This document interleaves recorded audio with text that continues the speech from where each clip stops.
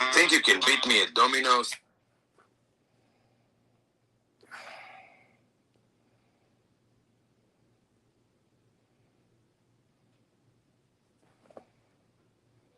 Wednesdays Alive with Ro. It's Wednesdays Alive with Ro. It's Wednesdays Alive with Ro. It's Wednesdays Live with Ro. Hey, it's Wednesdays Live with Ro. But it's Wednesdays Alive with Ro. It's Wednesdays Alive with Ro. It's Wednesdays Alive with Ro. It's Wednesdays Live with Ro. Come on. It's Wednesdays Live with Ro. Hey, it's Wednesdays Live with Ro. Here we go. It's Wednesdays Live with Ro. It's Wednesdays Live with Ro. But it's Wednesdays Live with Ro. Come on. It's Wednesdays Live with Ro. Hey, it's Wednesdays Alive with Ro. It's Wednesdays Live with Ro. And Wednesdays Live with Ro. It's Wednesdays Live with Ro. It's Wednesdays Alive with Ro. It's Wednesdays Live with Ro. Hey. Wednesdays Live with Ro. Hey. Wednesdays Live with Ro. What? It's Wednesdays Live with Ro. It's Wednesdays Live with Ro. Good morning, good afternoon, good evening. You are tuned into Wednesdays Live with Rowzina. What's up? What's going on? Hey, hey, hey. How are we doing? My name is Rowzina. Thank you for tuning in this evening. Hello. What's going on? Say hello as you come in. Hit those hearts. Hit that like button. Share it with somebody. Let somebody know we are on chatting tonight. What's going on, everybody? Happy Wednesday. We are on fall break this week. I didn't announce that on purpose, but we are on fall break this week. And we are chilling, making moves and doing all that good stuff. Took a little bit of a break this week, helping out some friends this week, which was cool. But lighter stuff. So I'm still having a bit of chill time. I'm relaxing in the midst of it. So it's working out pretty well, all that good stuff. Listen, y'all was on here going in on my post. Candy corn is trash. Quote me on it. I don't care. Candy corn is trash, and so is black licorice. I don't care what nobody said.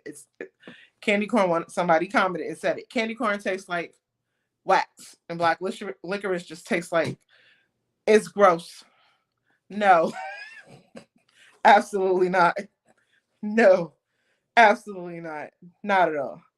Yes, I went in a little bit on my Facebook yesterday, and rightfully so. My testimonies are to be a blessing to other people. Not saying I'm dealing with anything right now. A lot of times I post and it's for just to be a blessing to other people, to be a blessing to others. Not saying I'm dealing with anything now, but I've been through some stuff.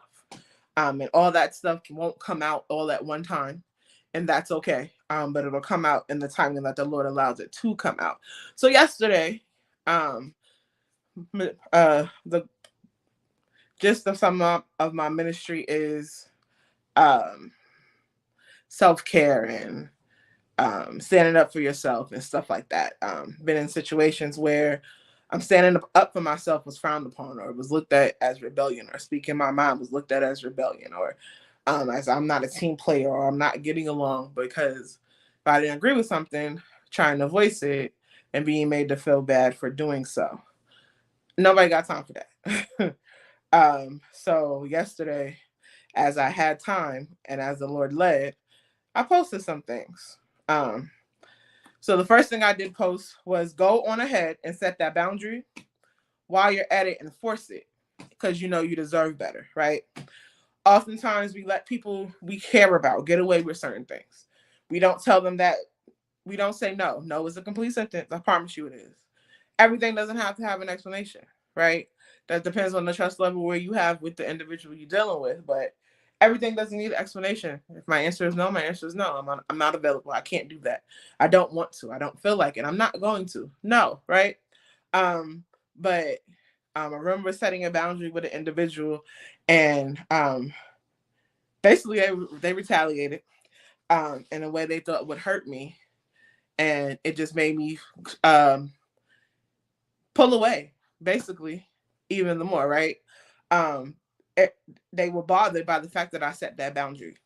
It upset them that I was standing up for myself and choosing me at that moment, because I always always choose other people. I'm not saying anything's wrong with putting other people first, but you have to come to a point in your life where putting other people first is not throwing you on the back burner to where you're leaving yourself out, where you're not taking care of yourself, where you're not covering your own self, you're not praying for your own self, you're not spending time with your own self, you're not loving on you, right? The word says to love our neighbors as we love ourselves, right? So the boundary was set, and this particular individual started coming up with stuff that they thought would bother me, would hinder me, would throw me off track.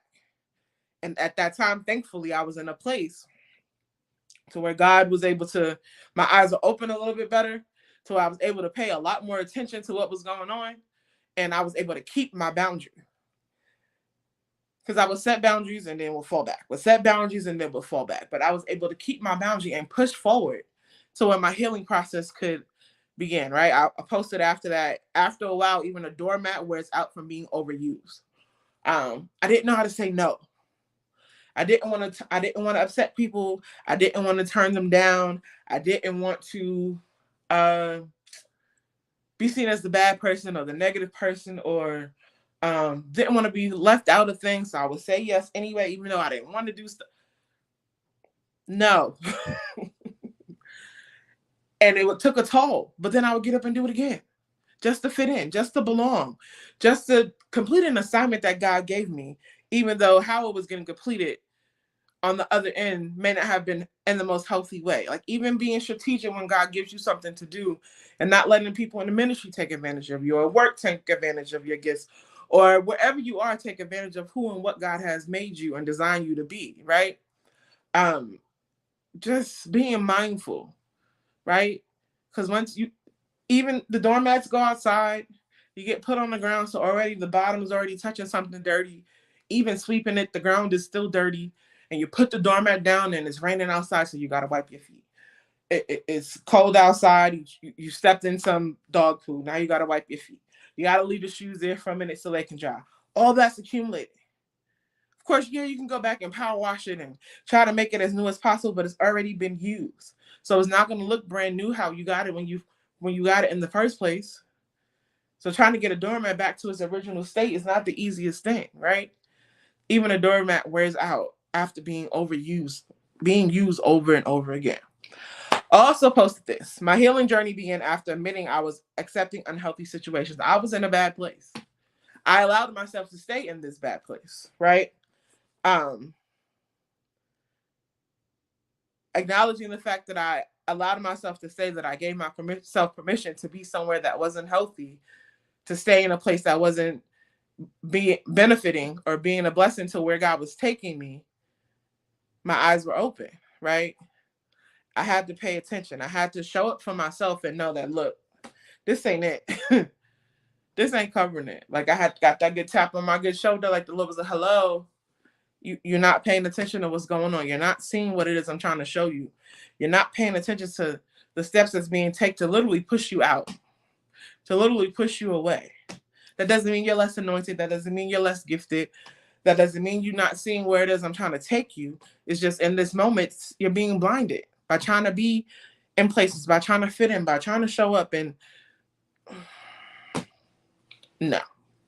So after a while, once I was able to admit that I'm allowing myself to stay here, that I'm allowing myself to stay in this position, allowing myself to stay in this predicament, it was a lot easier to stand up for myself. It was a lot easier to push forward. It was a lot easier to be like, I love myself too much to fall for this. I love myself too much to let myself stay in this. It became easier to separate church from family, and church from friendship, and church from situationship, however you want to say it, right? I was able to separate ministry from life and not put everything in one basket, not put everything in one bracket and smushing stuff. No, it's time and a place for everything. All right, healing is a process.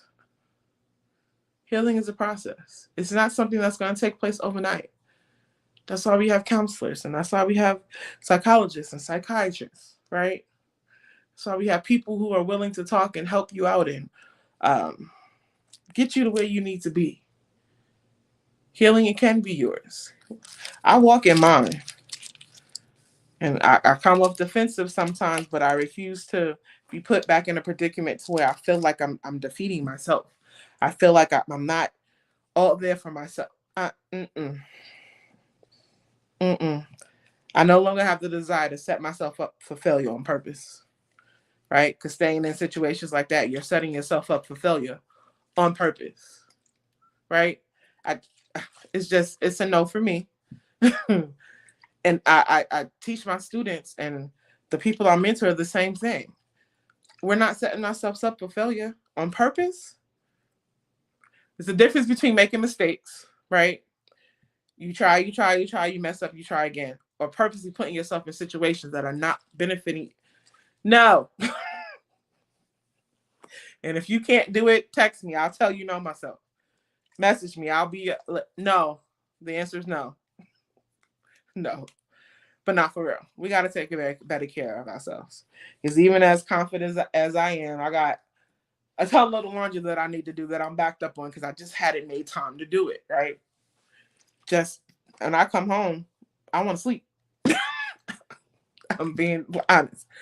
But I got to get it done. I have to do better for myself, even in some areas. My office area looks a mess. If anybody wants to come clean it, you're more than welcome. I need to get some shows. But because when I come home, I'm just ready to chill. I got people asking me. Work has been at the forefront of my mind, trying to get stuff set up for my kiddos. First trimester is almost over. We're pretty much where we can be, so I can focus on finishing my placement test for school and probably hosting a self-care event. Looking at my birthday, actually, that might be what I do for my birthday. But we'll see what happens, right? We'll see what happens. But I gotta be consistent all around. We have to be consistent around. So yeah, me allowing myself to be put back in a situation that's driving me crazy. No. Now some stuff I'm dealing with right now may come up as a conversation that I have to figure it out, have to walk through it. Because if God doesn't release me from some stuff, I have to navigate a healthy way to still do what it is He's calling me to do while being in a situation that may, in my eyes, may not look the best, right? But that doesn't mean I stay or allow certain things to continue to happen in that manner that are not healthy for me, right? Candy corn is trash.